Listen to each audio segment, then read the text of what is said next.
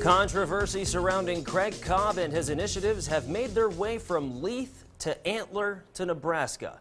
The idea of creating a white nationalist community has been rejected by these towns, which Cobb is buying property in. The sales are leading to legal battles, and Cobb says, yes, it's because of racism, but not just on his end of the spectrum. I spoke with Cobb to get his take on the property sales and what his plans are moving forward. I understand our views are propagandized in this country as being illegal.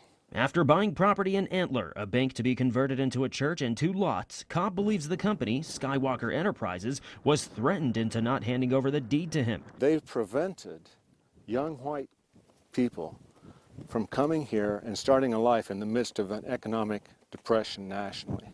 Antler Mayor Bruce Hansen says he didn't want a repeat of Leith in his town. After Craig Cobb had put money down and Skywalker said, don't worry about it, Cobb will get his money back, I'll take care of him. Would taxes have to be raised on the residents there?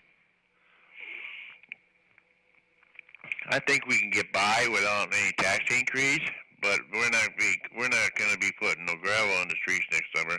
A compromise Cobb believes wasn't necessary. No, I'm not going to Antler. I never was going to Antler, and they all know that. They just lie. Cobb is on probation after taking a plea agreement to the terrorizing charges in Leith 2 years ago, but was given permission by his probation officer to visit with family out of state. With this move, he was able to purchase property in Red Cloud, Nebraska, but once again, looking at rejection to his movement. If they had done this to homosexuals or blacks or Somalis, from Somali or American blacks, all of these leftists in the country would throw a fit.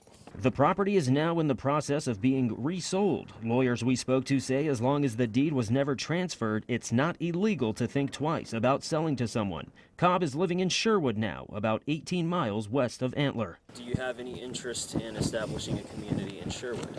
No, not in Sherwood really right now. It's a little bit too large. A town of no more than 300 people patrolled by one police chief who says it's really been uneventful with Cobb here.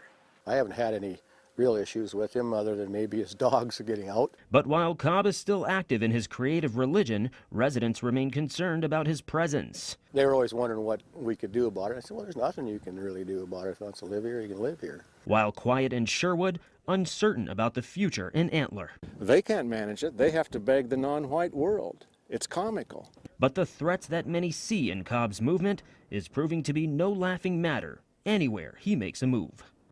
Now, the property in Antler is going to cost the town about $44,000 total with fees.